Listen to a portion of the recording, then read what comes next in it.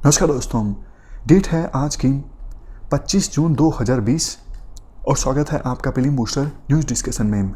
सबसे पहले sorry, travelling के कारण आज की हमारी जो डिस्कशन है काफ़ी लेट हो गई है, लेकिन मिस नहीं कर सकते। Discussion is the best part of the day. पहला हमारा आज का आर्टिकल है मालाबार रिबेलियन से संबंधित। 1921 में हुई थी मालाबार रिबेलियन और अगले साल इसको 100 साल पूरे हो जाएंगे। तो काफ़ी सारी मूवीज़ अनाउंस हुई हैं इस थीम पर आधारित। मालाबार रिबेलियन में क्या हुआ था 1921 में? देखो, केरल में जो मालाबार रीजन है वहाँ पे मोपला मुस्लिम्स हुआ करते थे, छोटे किसान या फिर पीजेंट्स, और बड़े जो जमींदार हैं वो हिंदू हुआ करते थे। उस समय आपको याद होगा खिलाफत आंदोलन चला था। बताइए खिलाफत आंदोलन क्यों चला था? फर्स्ट वर्ल्ड वॉर में देखो, ओटोमन एम्पायर मतलब आज का टर्की, इन्होंने जर्मनी के पक्ष में पार्टिसिपेट किया था और ये युद्ध हार गए थे। युद्ध के ख़त्म होने के बाद ओटोमन एम्पायर की अथॉरिटी को काफ़ी ज़्यादा डिग्रेड कर दिया गया था विक्टर्स के द्वारा, ब्रिटिशर्स और इनके साथी देशों के द्वारा, और ओटोमन एम्पायर से टेरिटरीज भी छीन ली गई थी। इसी का विरोध किया जा रहा था इंडिया में खिलाफत मूवमेंट में। खिलाफत मूवमेंट की मांग ये थी कि ओटोमन एम्पायर को उनकी टेरिटरीज लुटाई जाएं, उनकी अथॉरिटी को रिस्टोर किया जाए और वापस से जो पवित्र मुस्लिम साइट्स हैं उनका कंट्रोल इनको दिया जाए, ये सब चीज़ें।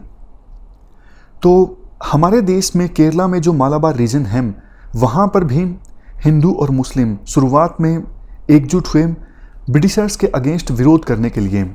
जैसा शुरुआत में हमने डिस्कस किया, उस समय हिंदू लैंडलॉर्ड्स थे, उनके पास ज़मीन थी, छोटे किसान और पीजेंट्स ये मुस्लिम्स थे। तो शुरुआत में तो विरोध ब्रिटिशर्स के अगेंस्ट था, लेकिन धीरे धीरे रिबेलियन ने कम्युनल कलर ले लिया। दंगे हो गए हिंदूज के और मुस्लिम्स के बीच में वहाँ पर, और इन दंगों में ब्रिटिशर्स ने भी आग में घी डालने का काम किया। वो तो देखो चाहते ही थे, पहले मूवमेंट चल रही थी उनके अगेंस्ट, लेकिन अब उनके अगेंस्ट तो छोड़िए, जो विरोध करने वाले थे वो आपस में ही लड़ रहे थे। यही ब्रिटिशर्स चाहते थे कि हमारे खिलाफ जो विरोध है वो ख़त्म हो जाए और विरोध करने वाले आपस में ही लड़ने लगें। इसी मूवमेंट से संबंधित एक इम्पोर्टेंट पर्सनैलिटी है वरियन कुंजा हमीद हाजी। ये मालाबार रिबेलियन के काफ़ी सारे इम्पोर्टेंट लीडर्स में से एक थे। इन्होंने अपने 7500 साथियों के साथ मिलकर काफ़ी सारी टेरिटरी पर कंट्रोल इस्टेब्लिश कर लिया था, यानी ब्रिटिशर्स से काफ़ी सारी टेरिटरी इन्होंने छीन ली थी और कुछ दिनों तक पैरेलल गवर्नमेंट भी चलाई, मतलब समानांतर सरकार। ब्रिटिशर्स ने अपना कंट्रोल लूज़ कर दिया था उस टेरिटरी पर जिस पर इन्होंने अपना कंट्रोल इस्टेब्लिश किया था, और उस टेरिटरी पर ये अपनी सरकार चला रहे थे और देश के बाकी हिस्से में ब्रिटिशर्स की सरकार थी। लेकिन ज़्यादा समय तक ऐसा नहीं चल सका। 1922 में एक ट्रीटी की आड़ में ब्रिटिशर्स ने धोखा दिया हाजी को, और इसमें गद्दारी की इन्हीं के एक दोस्त ने। बाद में ब्रिटिश जज के सामने इनको प्रस्तुत किया गया और मौत की सज़ा सुनाई गई इनके साथियों समेत। तो ये हमने पूरा आर्टिकल डिस्कस किया मालाबार रिबेलियन से संबंधित। चलते हैं आगे। नेक्स्ट आर्टिकल आईपीसी सेक्शन 309 से संबंधित है। क्या है आईपीसी? यानी इंडियन पिनल कोड सेक्शन 309। ये देखो सुसाइड से संबंधित है। इसमें लिखा हुआ है कोई भी पर्सन अगर आत्महत्या करने का प्रयास करता है तो ये एक पनिशेबल ऑफेंस है। जिस पर्सन ने आत्महत्या करने की कोशिश की है उसको 1 साल तक की सज़ा हो सकती है और फाइन भी हो सकता है।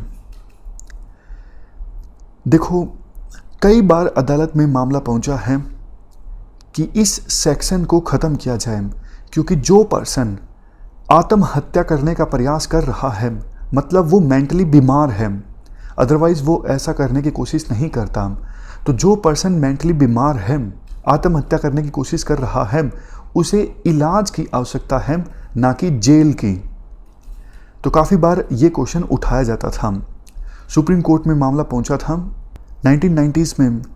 सुप्रीम कोर्ट ने 1996 में ज्ञान कोर केस में अपनी जजमेंट देते हुए कहा था कि ये जो सेक्शन है सही है मतलब आईपीसी सेक्शन 309 को अपहेल्ड किया गया था सुप्रीम कोर्ट के द्वारा।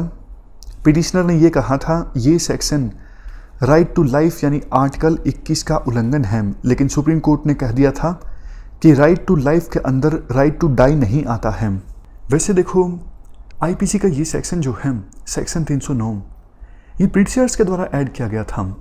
उस समय अपने आप को मारना स्टेट के अगेंस्ट क्राइम माना जाता था, धर्म के भी खिलाफ इसे माना जाता था। लेकिन अभी फ़िलहाल 24 देश पूरे वर्ल्ड में ऐसे हैं जहां पर इस प्रकार का लॉ एग्जिस्ट करता है। वैसे देखो सुप्रीम कोर्ट में इससे संबंधित एक केस आया था कुछ समय पहले। आपने एक जैन प्रैक्टिस के बारे में सुना होगा, संथारा, जिसे सल्ले खाना के नाम से भी जाना जाता है। ये एक जैन प्रैक्टिस है और जो इसे प्रीच करता है वो खाना पीना बंद कर देता है और वॉलंटरी डेथ की तरफ आगे बढ़ता है। मतलब कोई पर्सन खाएगा पिएगा नहीं, फास्ट करेगा तो धीरे धीरे वो मृत्यु की ओर अग्रसर होगा। इसी प्रैक्टिस को कहा जाता है संथारा या फिर सल्ले खाना। राजस्थान की हाईकोर्ट ने इस प्रैक्टिस को सुसाइड बताया था। उन्होंने कहा था ये तो देखो सीधा सीधा सुसाइड है और जो भी पर्सन ऐसा करता है उसके खिलाफ आईपीसी सेक्शन 309 के तहत केस दर्ज होना चाहिए। और अगर कोई पर्सन किसी को बोलता है कि भाई तुम ये कर लो ये प्रैक्टिस, तो उसके खिलाफ भी अबेटमेंट टू सुसाइड यानी सुसाइड करने के लिए एंकरेजमेंट की धारा दर्ज होनी चाहिए, जो कि है आईपीसी सेक्शन 306। लेकिन बाद में जब सुप्रीम कोर्ट में ये मामला गया तो सुप्रीम कोर्ट ने राजस्थान हाई कोर्ट के फैसले को बदल दिया और कहा ये जो प्रैक्टिस है ये आईपीसी सेक्शन 309 के तहत नहीं आती है, ये सुसाइड नहीं है। चलो ये सब तो देखो हमने पुरानी बातें डिस्कस की। 2017 में क्या हुआ? 2017 में एक एक्ट आया जिसका नाम है मेंटल हेल्थ केयर एक्ट 2017। इस एक्ट ने सेक्शन 309 आईपीसी के स्कोप को बहुत ज़्यादा कम कर दिया है। अब कोई पर्सन अगर सुसाइड करने की कोशिश करता है तो रेयरली या फिर बहुत एक्सेप्शनली उसके खिलाफ केस दर्ज हो सकता है। Otherwise mental health care provide किए जाने का प्रोविज़न है उन पर्सन्स को जो सुसाइड करने का प्रयास करते हैं इस एक्ट के अंतर्गत। समझ गए? तो मतलब स्कोप जो है अब आईपीसी सेक्शन 309 का बहुत ज़्यादा कम हो गया है इस एक्ट के कारण, जिसका नाम है मेंटल हेल्थ केयर एक्ट 2017। चलते हैं आगे। नेक्स्ट आर्टिकल श्यामा प्रसाद मुखर्जी के बारे में है। क्या कंटेस्ट है? इनकी पुण्यतिथि पर प्रधानमंत्री मोदी ने ट्रिब्यूट्स पे किए। हम बेसिक जानकारी डिस्कस करें एसपी मुखर्जी के बारे में। ये पॉलिटिशियन, बैरिस्टर, एकेडमिशियन सब कुछ थे और जवाहरलाल नेहरू की कैबिनेट में इन्होंने minister for industry and supply के तौर पर काम किया था। ये 1929 में बंगाल लेजिस्लेटिव काउंसिल का मेंबर बने और 1934 से 1938 के बीच यूनिवर्सिटी ऑफ कलकत्ता के यंगेस्ट वाइस चांसलर के रूप में काम किया। और ज़्यादा इन्फॉर्मेशन डिस्कस करें, ये देखो बंगाल प्रोविंस के फाइनेंस मिनिस्टर बने और बाद में इन्हें ऑल इंडिया हिंदू महासभा का नेशनल प्रेसिडेंट इलेक्ट किया गया। इसके साथ साथ महाबोधि सोसाइटी और रॉयल एशियाटिक सोसाइटी का भी प्रेसिडेंट इन्हें इलेक्ट किया गया।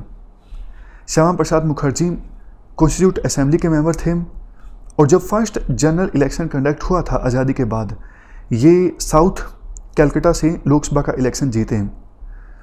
जम्मू एंड कश्मीर में इनका क्या रोल रहा? उस समय देखो जब संविधान में आर्टिकल 370 के तहत स्पेशल स्टेटस दिया गया था जम्मू एंड कश्मीर को, उसका इन्होंने विरोध किया था। इन्होंने कहा था एक देश में 2 झंडे, 2 लेजिस्लेशंस, एक देश में 2 हेड्स, नहीं एक्सेप्टेबल, नहीं एक्सेप्टेबल, अनएक्सेप्टेबल, अनएक्सेप्टेबल, या फिर एक विधान, एक प्रधान, एक निशान, इस प्रकार का नारा भी इन्हीं के द्वारा दिया गया था। चलते हैं आगे। Next article BeiDou navigational satellite system के बारे में है। देखो ये चाइना का नेविगेशनल सैटेलाइट सिस्टम है, तो बिल्कुल डीप से तो हमें जानकारी होना कोई आवश्यक नहीं है, लेकिन बेसिक जानकारी हमें पता होनी चाहिए। जैसे देखो जीपीएस यूएसए का नेविगेशनल सैटेलाइट सिस्टम है, हमारा नेविगेशनल सैटेलाइट सिस्टम है नाविक या फिर IRNSS। ग्लोस्नास रशिया का है, गैलीलियो यूरोपियन यूनियन का है, उसी प्रकार से बेडू चाइना का है, QZSS ये जापान का है। अभी हुआ ये है, टोटल देखो 35 सैटेलाइट्स लॉन्च किए जाने हैं इस बेडू नेविगेशनल सैटेलाइट सिस्टम में। तो पहला जो सैटेलाइट है वो लॉन्च किया गया लॉन्ग मार्च 3 रॉकेट की सहायता से। इस सैटेलाइट सिस्टम की सहायता से मिलिट्री और कमर्शियल दोनों तरह की सर्विसेज को अवेल किया जा सकेगा। कवरेज कितनी है? ग्लोबल, मतलब पूरे वर्ल्ड को कवर करेगा चाइना का ये बेडू नेविगेशनल सैटेलाइट सिस्टम। टोटल कितने सैटेलाइट्स लॉन्च किए जाएंगे? 35।